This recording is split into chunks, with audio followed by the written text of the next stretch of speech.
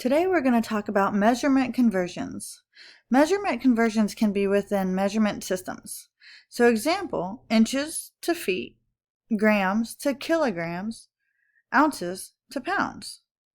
There are two ways to convert. One way is represent the conversion with a proportion. Then solve. So your word is going to be proportion. Then solve. Another way is to represent the conversion with a unit rate, and then you would cancel the units and multiply. So what we're going to do is go ahead and take a look at some examples below and set these up. So number 1 says, how many cups are in 8 quarts? So let's look at our units. What we're comparing here are cups versus quarts. So we're going to be comparing our units, which are cups, to quarts. So let's go ahead and fill in what we know. So what we know is that we are looking for the 1. We have 1 quart. Okay, so we have a fraction here. Cups over quarts is also can be written like a fraction as well. And so we know that there's actually going to be 4 cups. And how I know this is I'm using my mathematics chart, which you guys have out. So take a look at that for me too on your mathematics chart, which is also called your reference chart. Make sure you're on the side with conversions and look at the cups. How many cups would go into a quart? If you're looking on your chart, it's under volume and capacity. So you'll see that 1 quart is only giving us 2 pints, not cups. But if each pint below it is 2 cups, then your 2 cups times the 2 pints is what gives you the 4 cups for 1 quart. So then what do we want to know? Well, what we want to know is how many cups, because it says how many cups. So that means that's the unknown. So we find cups on the top on our numerator and make sure we put our unknown. So now we're going to solve for 8 quarts. So we do know that part of the fraction there. So let's go ahead and find our pattern. Remember, you always have to go towards the unknown. Okay, so in this case, our unknown is going to be to the right. There's our x value, our variable. So we have to go that way on both sides. So I'm going to go ahead and use 1 to 8. Well, in that bridge, from 1 to 8, I would do times 8. So if I do that with my denominators, I have to do the same exact thing with my numerators. So 4 times 8 equals 32, which is our answer. It would be 32, well, technically, it would be 32 cups. That's it. All right, let's take a look at number 2. How many centimeters are in 12 meters? So here we're comparing the unit centimeters, so centimeters, to meters. Well, what we do know is that there are 100 centimeters for every 1 meter. What we want to know is about 12 meters. So 12 meters, so I need to make sure I follow my pattern here where meters is my denominator. So I had to put my 12 there also because 12 meters. So let's go ahead and find out our unknown. It says how many, which is our keyword to help us figure out which one is unknown. Centimeters. So that's the one we don't know. So that's where our variable goes.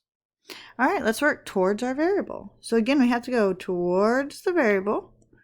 Okay, in this case, again, it is to the right. And now we can find our pattern. Well, 1 to 12 would be times 12. What we do to our denominators, we have to do to our numerators. So 100 also times 12. So 100 times 12 is going to give us 1200. And it's asking about centimeters. So centimeters. Okay, that's going to be a 1200. Let me rewrite that for you. Sorry about that. My screen was having some touch screen issues. So it's going to be 1200 centimeters. All right, let's take a look at number 3. How many pounds are in 96 ounces? So our units are going to be pounds to ounces. I'd like you guys to pause the video and try 3 and 4 by yourself. Okay, hopefully you paused the video and at least tried to set them up, if anything. So right now we have pounds.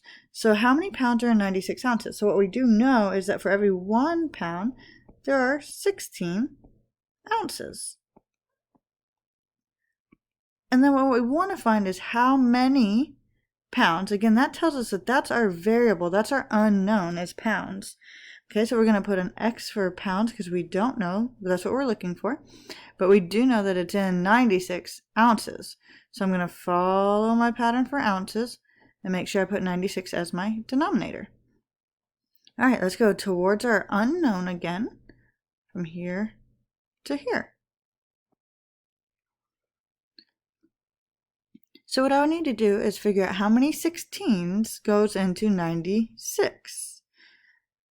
Okay, so if I divide 96 by 16, then you would have found out it would be 6 of them, right? So we would do times 6, which you would do on the top as well on numerators, times 6. So 1 times 6 equals 6. So the answer would be 6 pounds are in those 96 ounces. All right, let's check number 4. How many yards are in 126 feet?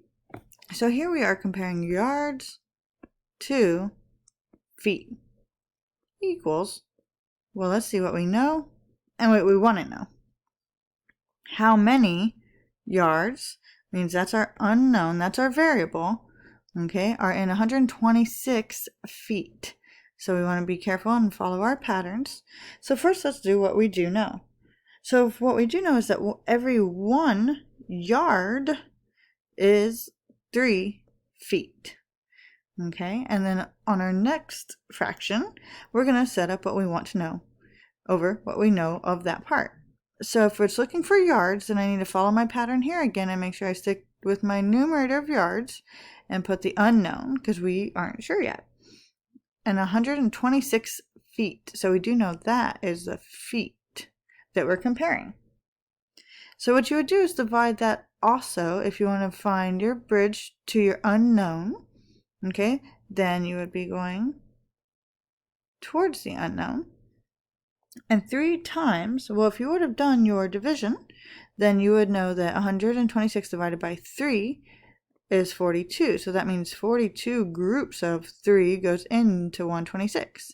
So again, we're going to have to do the same thing to our numerators. Whatever you do to one side, you have to do exactly the same thing to the other, much like we did in equations. Okay, so x equals, well, 1 times 42 is 42. So there are 42 yards. Okay, and apologize again, that's going to be the word yards right there. Okay, make sure you have a nice S on the end of that. 42 yards. All right, let's take a look at the next one.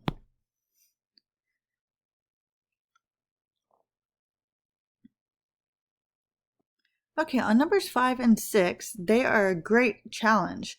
But being the challenge, what I'm going to do in the video is we're going to go ahead and wait and go over that in class together because I do want to go over some good word problem examples. So please do take a minute to try 5 and 6 here after the video, but we will go over that together as a group as well. So let's go ahead and go to this part here where it says conversions between a system. I believe you might have to turn your page. Okay, measurement conversions can be between measurement systems. Example. Kind of like what we said before too, but in this one we can write like inches. Okay, I'm sorry about that being pretty sloppy right there. Sorry about that. 2 centimeters. Or liters to quarts. I'm just going to write 2, but there are other examples as well. Okay, these are some of the examples that you have seen and that we're going to go over. So represent the conversion with a unit rate, then cancel the units and multiply. So that is another way we can do it. Right now we're going to use our unit, know, and want to know chart below. Let's read a word problem. Number 7. Joan is 4 feet 2 inches tall. There are 2.54 or 2 54 centimeters in 1 inch. What is Joan's height in centimeters? So I know that seems like a lot going on right there. So let's go ahead and take our units first. All right, our units that we are comparing are centimeters to inches. So centimeters to inches. So now let's focus on what we do know. Well, it tells us that for every 1 inch, there are 2 54/100 centimeters. So make sure you line those up correctly with your units. And then let's set up what we want to know. What is Joan's height in centimeters? So the what is goes with centimeters. So that means our variable also needs to go with centimeters. So what we do know is, well, we kind of know inches, right?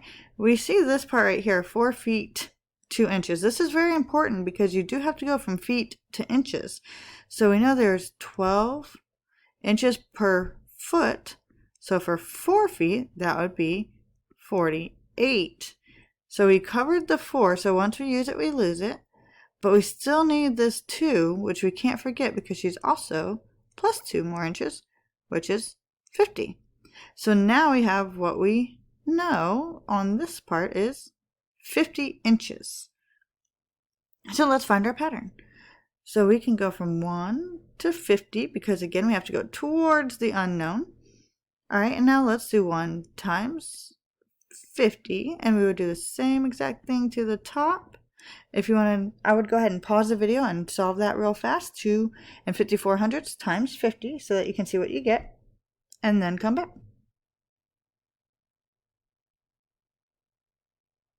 Okay, so when you worked this one out and you did your multiplication, your 2.54 or 2 54/100 times 50 should have given you 127. So it's going to be 127 centimeters. Okay, we're going to do one more problem here, and then the rest you're going to go ahead and try on your own. So number 8. 1 mile is equal to about 1 6/10 kilometers. If the distance between 2 cities is 4 kilometers, then how many miles apart are the 2 cities?